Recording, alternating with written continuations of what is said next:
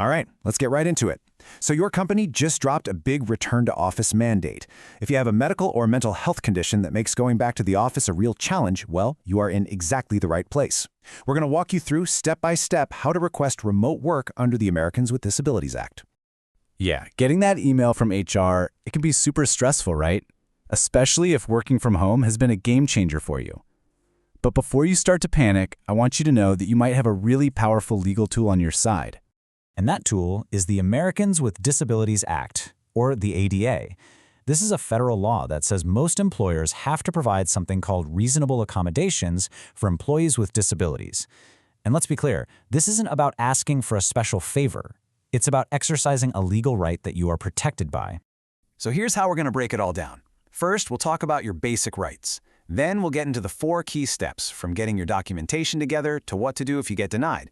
And finally, we'll cover some really common mistakes that you're going to want to avoid.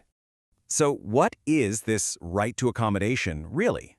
Well, the core idea of the ADA is pretty simple. If a company has 15 or more employees, they have to provide these reasonable accommodations for qualified employees with disabilities. The only way they can get out of it is if it causes them an undue hardship. And trust me, we'll dig into what that actually means a little later. And this is the part you really need to hear.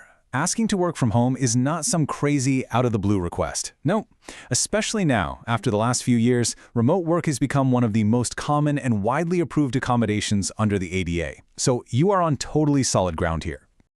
Okay, now for what is, without a doubt, the single most important part of this whole process, your documentation. This is the foundation for everything else. Getting this part right from the very beginning is absolutely crucial.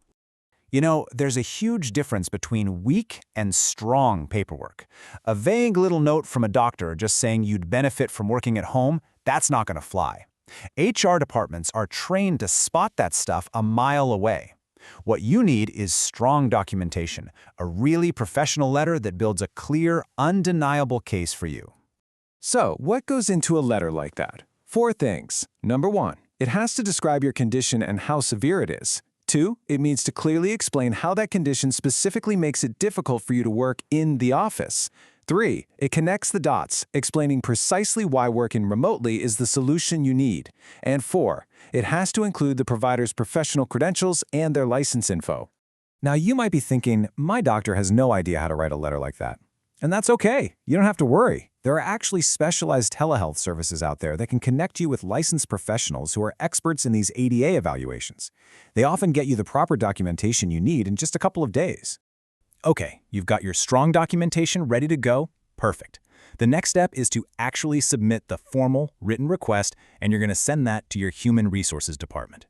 The ADA doesn't actually have a specific form you have to fill out, but you should always put your request in writing. You need that legal paper trail. A simple email is fine. Just state that you're requesting an accommodation under the ADA, specify that you're asking for remote work, attach your awesome documentation, and let them know you're ready to discuss it. The tone you use here is really important. Keep it professional, keep it cooperative. Just remember, you're not kicking down a door and making a demand. You're exercising a legal right and opening the door for a conversation. So once you hit send on that email, the ball is officially in your employer's court. At this point, they are legally required to start something called the interactive process. And I want to be really clear about this. This is not optional for them. The law demands that they have a good faith dialogue with you. An employer that just ignores your request or shuts you down without even talking about it, they are already violating the ADA. The process itself is your right. So, what does this dialogue look like? Well, they might ask you for a bit more information. They might also propose an alternative, like maybe a hybrid schedule instead of full-time remote. And you should definitely consider what they propose, and this is a big but, you do not have to accept an alternative if it doesn't actually solve the problem that your documentation lays out. Okay, so what if you go through the whole process and your employer still denies your request? It's really important for you to know that they can only do that for very specific, very limited reasons. The main reason they can use is that undue hardship thing we mentioned earlier. But here's the kicker. This doesn't just mean it's inconvenient for them. The legal bar for undue hardship is extremely high. For most companies, especially ones that have had remote employees before, trying to prove that your specific role suddenly creates a significant difficulty or expense is going to be really, really tough for them to do legally. So if you do get denied, it is not over. Not by a long shot. You can ask them to reconsider, maybe provide some more information. You can also file a formal complaint with the Equal Employment Opportunity Commission, also known as the EEOC. And of course, you can always talk to an employment attorney to really understand all your options.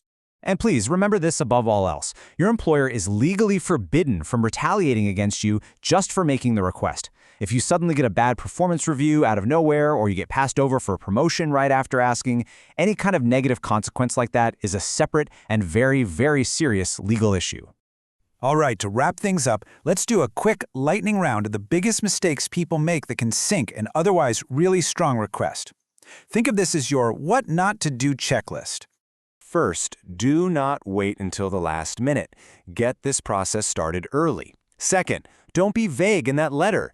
We've said it before, but it's worth repeating. Connect the dots between your condition and your limitations. Third, don't overshare. You do not owe your employer your entire life's medical history.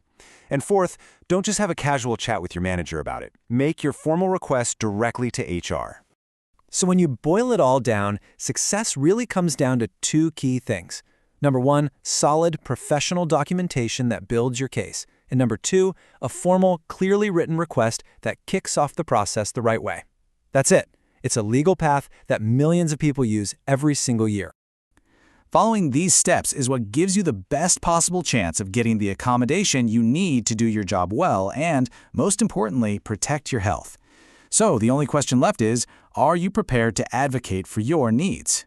For anyone who needs a hand finding a qualified professional for that evaluation and documentation we talk so much about, the resource you see on your screen is a great place to start looking.